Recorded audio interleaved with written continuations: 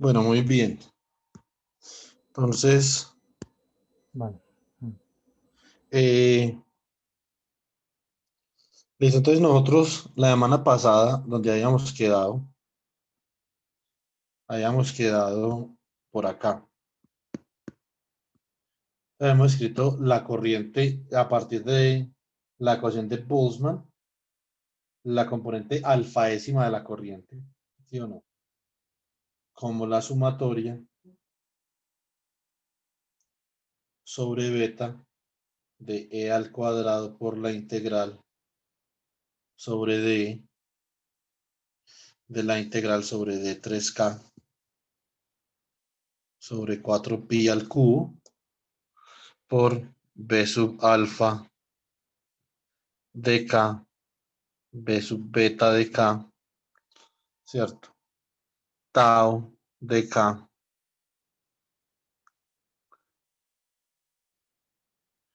por delta D menos EK. Recuerde cómo introducimos ese delta ahí.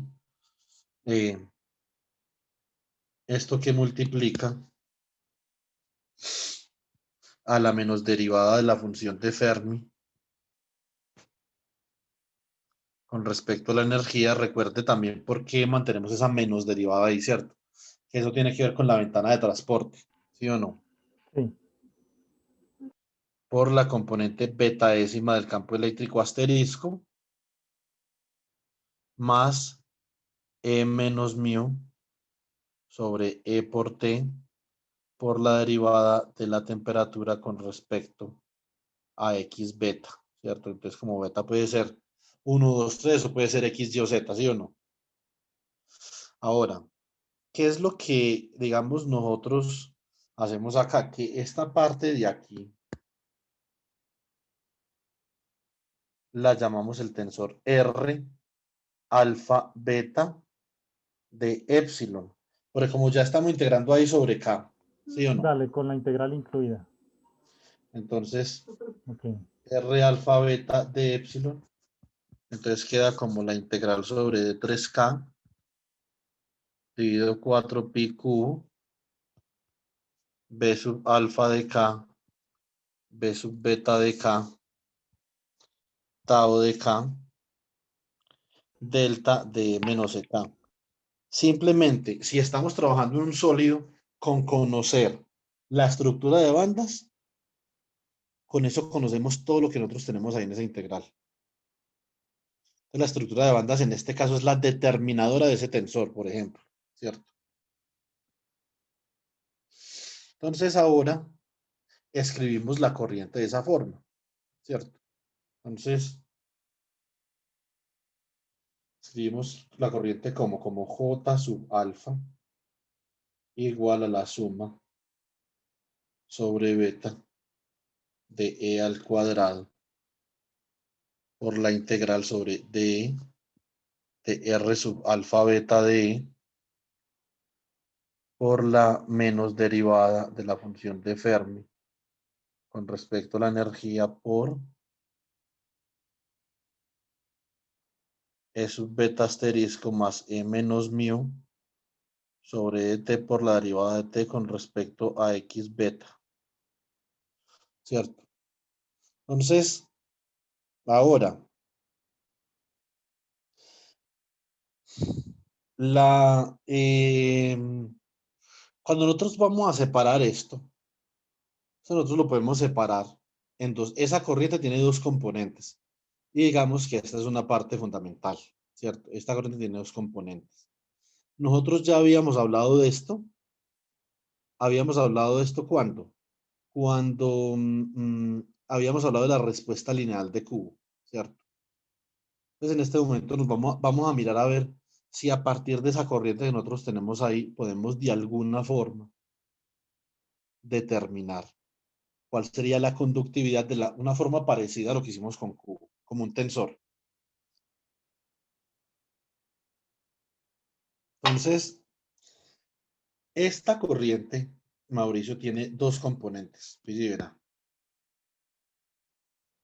tiene la suma sobre beta de E al cuadrado por la integral sobre D R sub alfa beta de E por la menos derivada de N con respecto a E por el campo eléctrico E sub beta asterisco. Hágase de cuenta que esto de acá fuera sigma sub alfa beta, ¿cierto? Obviamente esto tiene otra componente que multiplica el gradiente de la temperatura. ¿Qué será lo que multiplica un gradiente de temperatura que produce corriente eléctrica? Entonces el efecto termoeléctrico, ¿sí o no? Más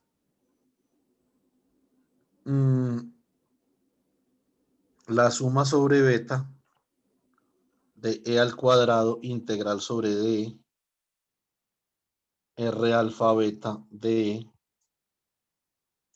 por la menos derivada de N con respecto a E, que multiplica a E menos mu sobre E por T, ¿cierto? Por la derivada de T con respecto a X beta. Por lo tanto, todo lo que hay acá, digamos que toda esta parte de acá, que multiplica, esto debe ser algo como así, S sub alfa beta. Vamos a ver si eso es cierto o no. Ahorita nos damos cuenta. Y así, ¿qué tenemos nosotros? Que la corriente es igual a la sumatoria sobre beta de sigma sub alfa beta por E sub beta asterisco. Es decir, esta es la conductividad más la sumatoria sobre beta de S sub alfa beta por la derivada de la temperatura con respecto a X beta.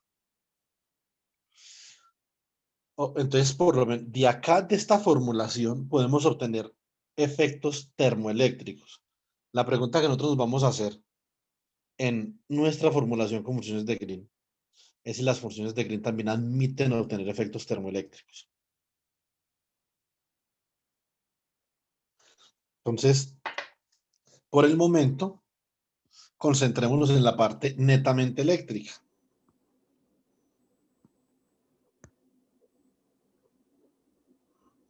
¿Y hay algo así como funciones de Green para temperatura cero y temperatura finita o no? Porque esto en alguna parte existe, ¿no? O aquí Sí, o como es. sea, Jalil, por ejemplo, expuso el formalismo para temperatura finita, ¿sí o no? ¿Qué era lo Eso, del...? Ok, sí, no o recuerdo sea, bien. todo lo que expuso Jalil es ese formalismo para temperatura finita, ¿sí me hago entender? Lo que expuso hace las últimas 2 semanas. Sí, Ah, ok, bueno. toda esa vaina es temperatura finita. Entonces, ahora, eh, mm, en ese orden de ideas,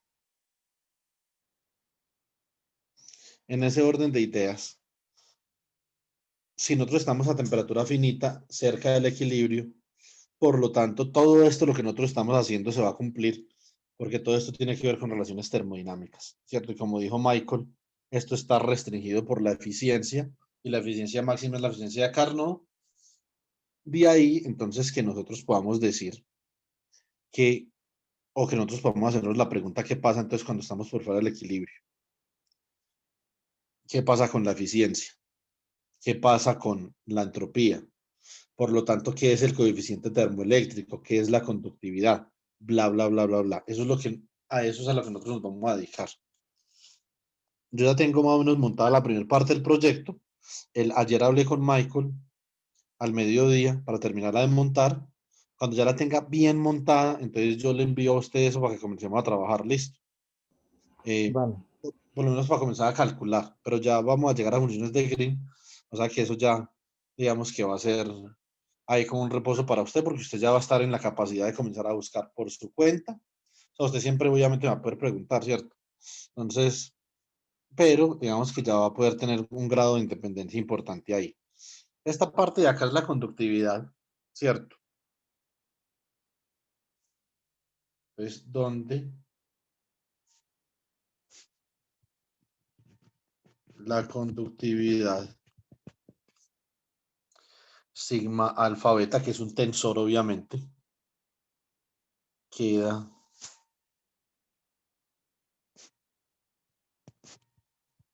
dada por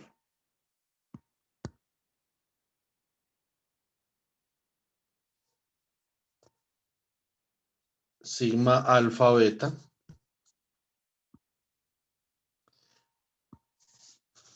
igual a E al cuadrado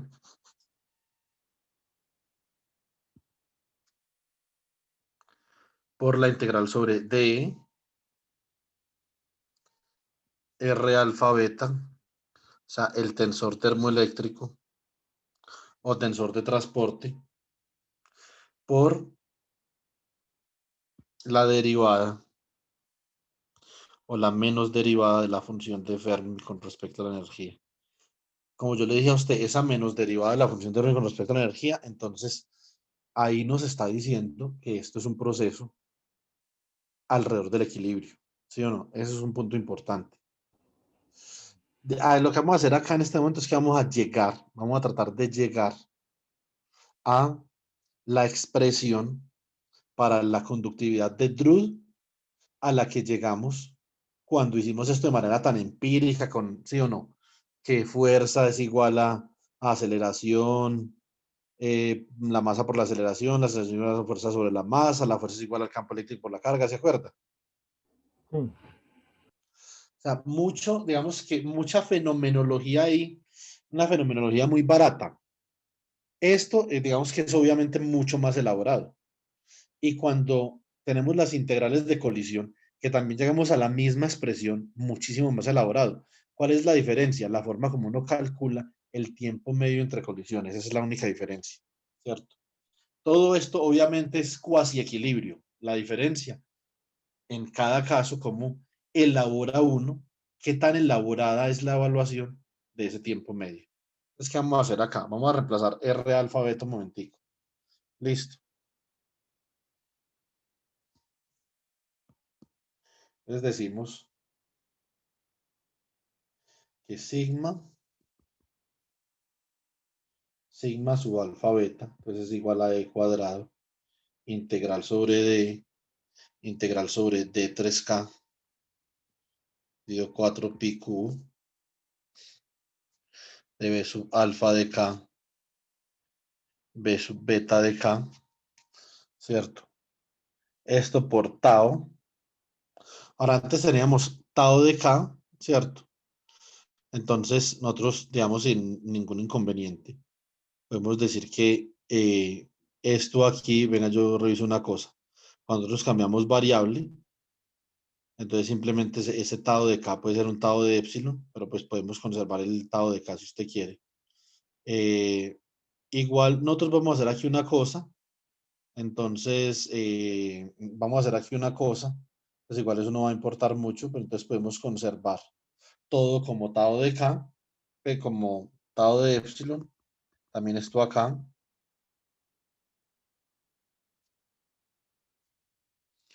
B sub beta de epsilon, tau de epsilon. Esto lo multiplicamos por menos dn de por el delta de E menos EK. Entonces, como nosotros vimos la clase pasada, yo no sé si usted hizo la labor de graficar esto. Esto parece un delta. Parece un delta alrededor del potencial químico. Pero para temperatura cero, en mecánica estadística, ¿qué es el potencial químico? El potencial químico es una variable termodinámica que me dice a mí qué tanta energía debo yo aplicar para extraer o para depositar una partícula digamos, en un determinado sistema. Entonces, ahora en este caso, si estamos en una temperatura muy bajita, el potencial químico es lo mismo que la energía de Fermi. Yo traté de enseñarle eso antes, cuando se lo iba a enseñar a Mónica, pero digamos que no, yo no le veía con mucho futuro a eso, entonces digamos que lo vi. Pero de pronto puede ser un ejercicio importante que podemos hacer algún día. Mirar a ver la expansión de Sommerfeld ¿cierto? ¿Qué características predice de un gas de Fermi? Esa sería, por ejemplo, una buena cosa. En todo caso, a temperatura cero, el potencial químico es como la energía de Fermi, por lo tanto, nosotros podemos decir que esto es un delta centrado en la energía de Fermi, ¿cierto? ¿Sí o no? Entonces, si nosotros hacemos esto de esta forma y además de eso, decimos lo siguiente, vale, cuidado a esto. Eh, Nosotros, básicamente, aquí, Mauricio, tenemos que escoger una geometría para confinar, digamos, este gas de electrones, ¿cierto? Entonces, nosotros podemos simplemente decir que la geometría es lo más isotrópico posible. Sí, como Que, para lo de la cuantización, ¿no? Que se hace normalmente.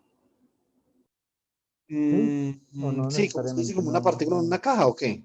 Sí, pues no, sí, sí, ¿no? Porque, Podría ser algo así. Entonces, pero con una diferencia fundamental, que nosotros vamos a trabajar. Y digamos que la teoría clásica del transporte, o la teoría semiclásica del transporte de Boltzmann, trabaja con sistemas electrónicos que se llaman unbound. Es decir, como son muy grandes, cuando algo es muy grande, entonces se pierde la noción de forma y de figura. ¿Sí o no? Perdón, de forma y de tamaño. ajá, sí, Shape, size, ¿cierto? sí. Entonces, en este caso, si algo es muy grande y se pierde esa noción de forma y de tamaño, entonces básicamente lo único que a nosotros nos queda por suponer también es que hay isotropía, es decir, que en cualquier dirección que nosotros propaguemos, entonces vamos a ver realmente lo mismo en el sólido.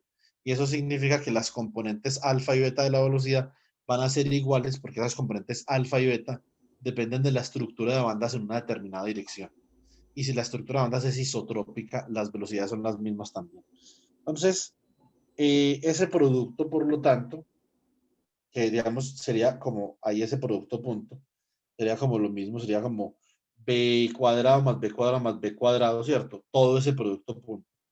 Entonces sería igual a 3 b, una b cuadrado. Y si usted divide por ese 3 entonces le queda el producto de las componentes es igual a eso sobre 3, ¿cierto? Entonces, eso es básicamente lo que hacen ahí en el libro, que dice entonces que para el caso más isotrópico posible, B alfa de epsilon por B sub beta de epsilon simplemente es igual a la componente de la velocidad en cualquier dirección, de la velocidad en cualquier dirección, diga usted, por ejemplo, Z, X o Y, porque es la misma. Entonces decimos que es una velocidad B al cuadrado de epsilon sobre 3, ¿cierto? Entonces,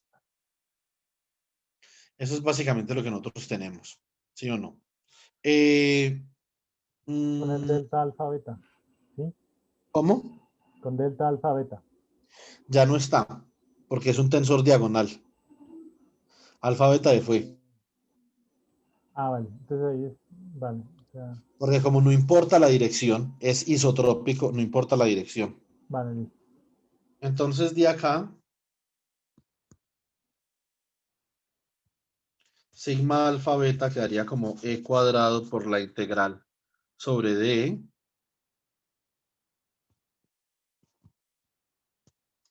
Ahora, la pregunta del millón es ¿qué pasó con esa integral? ¿Sí o no?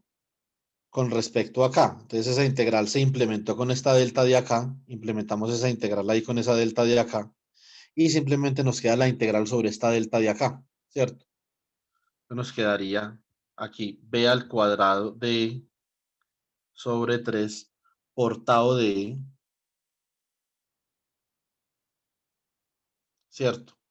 Por tau de e por delta de e menos e Fermi por la integral sobre d3k dividido 4pi al cubo del delta de menos ek. Si usted recuerda, Mauricio, esta es la típica definición de la densidad de estado, ¿sí o no? A ver. Ahora, una cosa importante es qué tipo de densidad de estados es esta. Vamos a tomar que esta es la densidad de estados para un gas libre. Listo. densidad de estados para un gas libre, ya le voy a explicar cuál es la diferencia. Hay densidad de estados para un gas libre que no está acotado y hay densidades de estados para gases que sí están acotados. Entonces acá no consideramos ni la forma, ni el tamaño del gas. Las cosas pueden cambiar radicalmente si usted considera la forma y el tamaño del gas. Cuando usted quiera, yo le envío una presentación de un colega mío de la Universidad de Estambul, donde él muestra, digamos, cuál es la diferencia entre la termodinámica y la mecánica estadística para gases sin restricciones y gases con restricciones y cómo la forma y el tamaño son determinantes en las propiedades termodinámicas, en este caso la conductividad, ¿cierto? Entonces, esta densidad de estados la vamos a tomar como la densidad de estados para un gas libre, que es GD. ¿Listo? Por lo tanto, de acá entonces nos queda que sigma sub alfa beta es igual a E al cuadrado, ¿cierto? Por la integral sobre de, a ver, B al cuadrado sobre E, a ver si me acuerdo, sobre 3 por tau de E. Ahí estaba la densidad de estados, estaba el delta de E menos EF.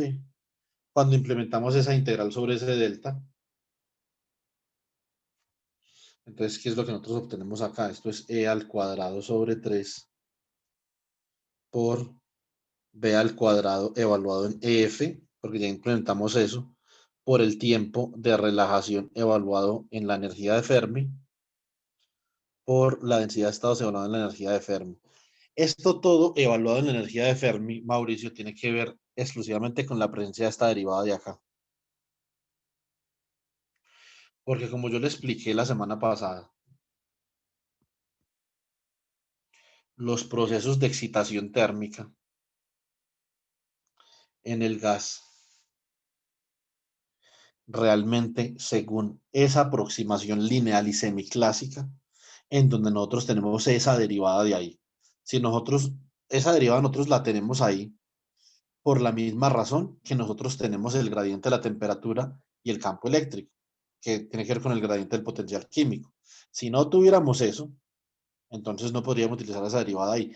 Esa derivada está ahí presente porque realmente las fluctuaciones de temperatura alrededor del equilibrio y de potencial químico son pequeñas. Si no, eso no estaría ahí. Por lo tanto, estamos alrededor del equilibrio. Supongamos que, por ejemplo, este es mi potencial químico, que es aproximadamente igual a la energía de Fermi para bajas temperaturas.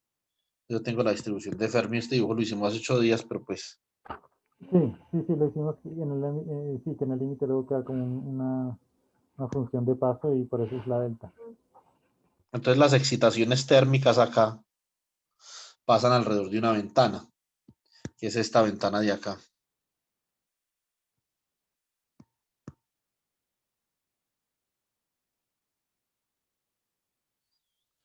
¿Sí o no?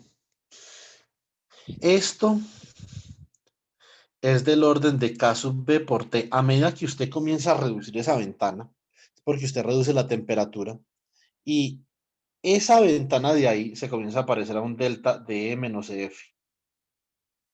Lo que le está diciendo esto a usted, digamos que yo no lo digo lo más simétrico posible, es que todos los procesos de transporte pasan alrededor de este valor de acá, que es la energía de Fermi.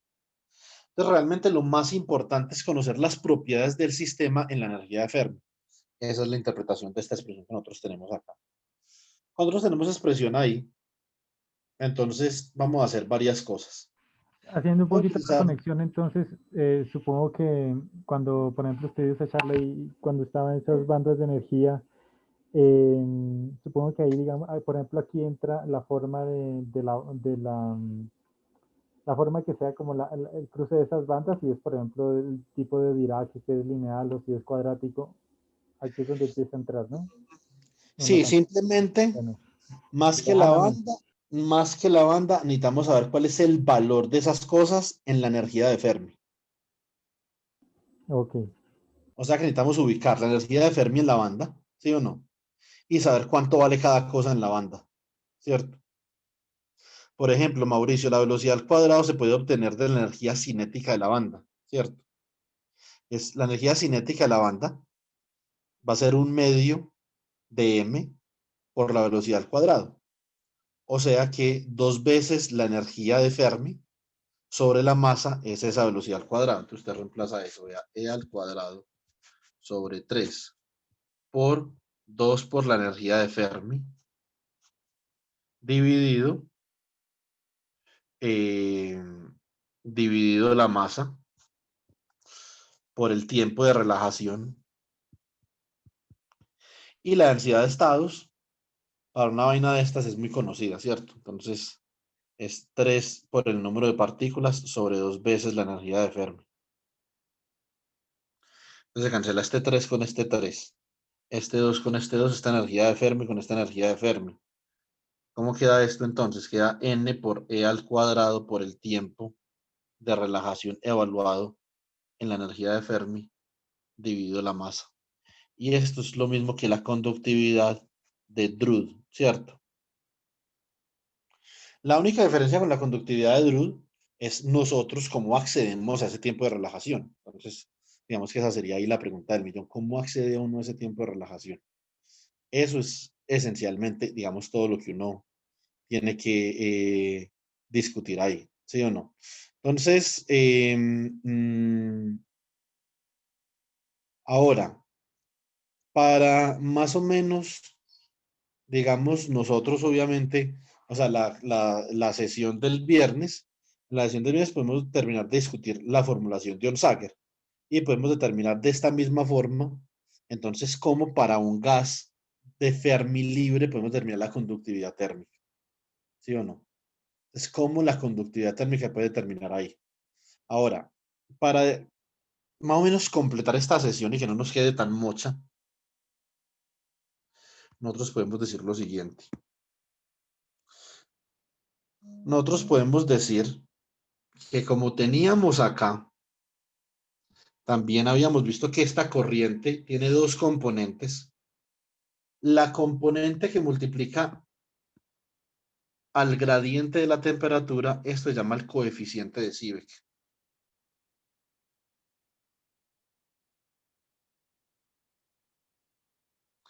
Esto es muy importante, Mauricio, porque ese coeficiente de Seebeck, según el paper que yo le pasé a ustedes, Justin Berfield, que es uno de los papers importantes en la comunidad, ese nanoletter, ese coeficiente de Seebeck, si nosotros lo graficamos en el régimen cuasi lineal, a medida que nos vamos desplazando del régimen cuasi lineal, ese coeficiente de Seebeck nos va diciendo a nosotros cuándo estamos perdiendo información sobre el estado de equilibrio. Entonces, además de que esto en la parte práctica es muy importante porque tener un gran coeficiente de Seebeck permite reciclar calor en forma de corriente. ¿Qué es lo que está diciendo esto acá? Que cuando usted calienta el material, por ejemplo, en una dirección determinada, este coeficiente de Seebeck está reciclando ese calor y se lo está convirtiendo en trabajo. Trabajo que, digamos, es manifestado en esa corriente eléctrica, ¿cierto? La cantidad de calor que usted puede convertir en trabajo obviamente está limitada por la eficiencia de Carnot, ¿sí o no? Digamos que acá uno tampoco podría hacer mucho, pero por lo tanto, poder, digamos que subir para una configuración determinada, poder hallar coeficientes de Seebeck más grandes, entonces eso es un tema de interés y es una pregunta abierta de investigación, ¿sí o no? Entonces eso es, digamos que, lo primero. Lo segundo, eso es una cosa. Lo segundo es que las moléculas y las uniones de una sola molécula como las que estamos trabajando tienen la tendencia a tener un coeficiente de Seebeck mucho más grande. Eso experimentalmente todavía no se ha podido realizar, ¿cierto? Pero, por ejemplo, P. Ready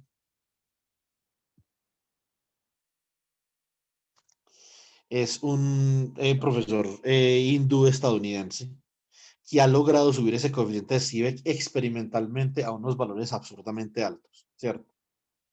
Entonces, muy altos comparados con la eficiencia de Carnot. Es decir, no, digamos, obviamente no puede violar la segunda ley de la termodinámica, pero son más altos que lo convencional, ¿cierto? Entonces, ¿Y qué tipo de materiales usa? ¿O usa moléculas o algo así? ¿O? sí, son materiales moleculares. Entonces, porque se cree que en este tipo de sistemas, digamos que eso es, bueno, realmente esto no es el coeficiente de Seebeck. Yo tengo que hacer ahí una salvedad. Esto tendría que ser algo así como, no llamemos eso coeficiente de Seebeck, llamémoslo otra cosa, llamémoslo, ¿cómo lo llamamos? Que el coeficiente de Seebeck está relacionado con el campo eléctrico. Espera un momentico para que podamos precisar esto, para yo no irle a comunicar un error. Llamémoslo de otra forma. Llamémoslo, ¿cómo llamamos esto? A ver, llamémoslo un, mm, llamemos esto un tensor W alfa beta. Después le explico bien cómo es que se organiza esa parte tensorial ahí. Lo que nosotros tenemos que hacer, eso sí lo podemos dejar para la semana entrante, es lo siguiente.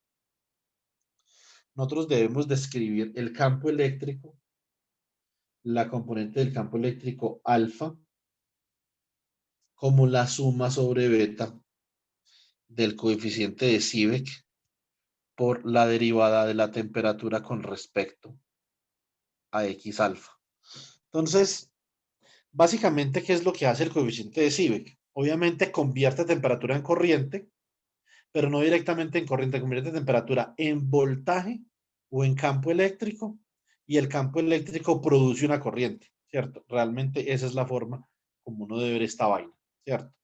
Desde la perspectiva de Onsager, cuando Onsager, digamos, formula su teoría, entonces él dice que esa corriente de carga, básicamente, J sub alfa de la corriente de carga, se puede expresar como la suma sobre beta de E al cuadrado por un coeficiente L sub alfa beta super cero por E sub beta asterisco, ¿cierto? Más la suma sobre beta de E por L sub alfa beta super 1 que multiplica a 1 sobre T por la derivada de T con respecto a X beta.